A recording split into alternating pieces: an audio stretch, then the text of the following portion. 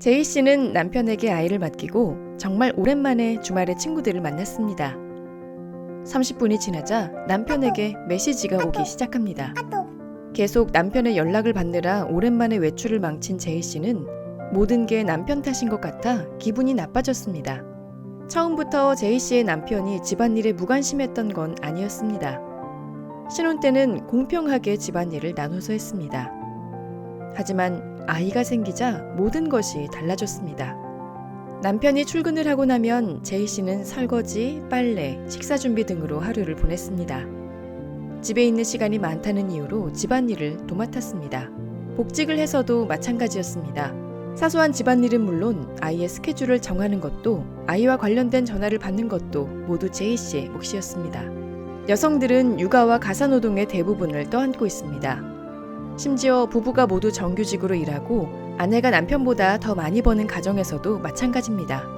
집안일을 공평하게 분담했던 남성들도 아이가 태어난 이후로는 일주일에 5시간 이내로 기여도가 줄었습니다. 부부싸움의 핵심인 집안일과 육아를 누군가의 일방적인 희생 없이 싸우지 않고 공정하게 나눌 수는 없을까요? 뉴욕의 변호사 이브 로드스키는 집안일 때문에 삶이 망가지는 경험을 하면서 가사노동 분담의 해결책을 찾아 나섰습니다. 그녀는 500쌍의 커플을 대상으로 실험해 완벽한 시스템을 만드는 데 성공했습니다. 지금부터 그녀가 개발한 페어플레이 게임을 시작해 보겠습니다. 첫째, 100장의 카드 만들기. 맨 처음 할 일은 눈에 보이지 않는 집안일을 눈으로 보고 셀 수 있게 100장의 카드로 만드는 것입니다. 예를 들면 다음과 같습니다. 카드 100장 중에서 자신이 할 수 있는 일을 선택합니다. 이때 카드는 적을수록 좋습니다. 그래야 각자 할 일을 관리하기가 더 쉽기 때문입니다. 여기서 한 가지 주의할 점이 있습니다. 카드 하단에 컵 그림 또는 스마일 그림이 표시된 카드는 따로 분류해서 나눠 가져야 합니다. 컵 그림이 표시된 카드는 총 30장으로 좋든 싫든 누군가는 반드시 매일 해야 하는 일들입니다. 따라서 그 일에 대한 부담은 두 사람이 나눠서 지는 게 좋습니다. 스마일 그림이 표시된 카드에는 자기관리, 우정, 유니콘 스페이스가 있습니다. 이 카드들은 개인과 부부의 행복에 가장 중요한 카드로 각자 이 3장의 카드를 들고 있어야 행복한 가정이 됩니다. 둘째, 각 카드의 임무를 완벽하게 책임져라. 퇴근하면서 마트에서 양파 좀 사다 줘. 세탁기 다 돌아가면 건조기 좀 돌려줘. 보통 아내들은 남편에게 집안일을 부탁하거나 시킵니다. 하지만 남편이 시키는 일만 하게 되면 오히려 아내의 일이 더 늘어납니다. 공정한 게임에서 임무를 완벽하게 책임진다는 것은 특정 카드를 가진 사람이 혼자 알아서 인지하고 계획하고 실행하는 것을 말합니다.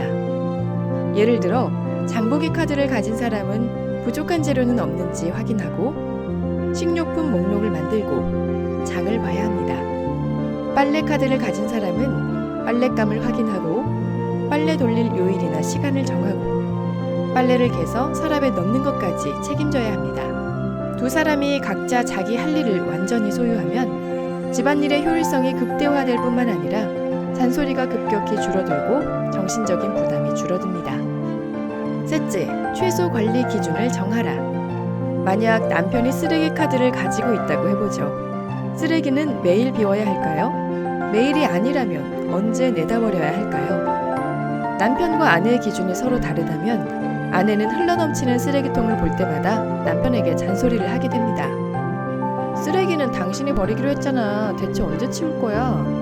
나중에 하려고 했어. 최소 관리 기준을 정하면 누가 그 카드를 가졌든 무엇을 언제 어떻게 할 것인지 정확히 알 수 있기 때문에 다투는 일이 줄어듭니다. 그저 매일 밤 7시에 쓰레기통이 비워지고 쓰레기 때문에 더 이상 싸울 일이 없어지는 겁니다. 제이 씨의 남편은 21장의 카드를 가져갔습니다.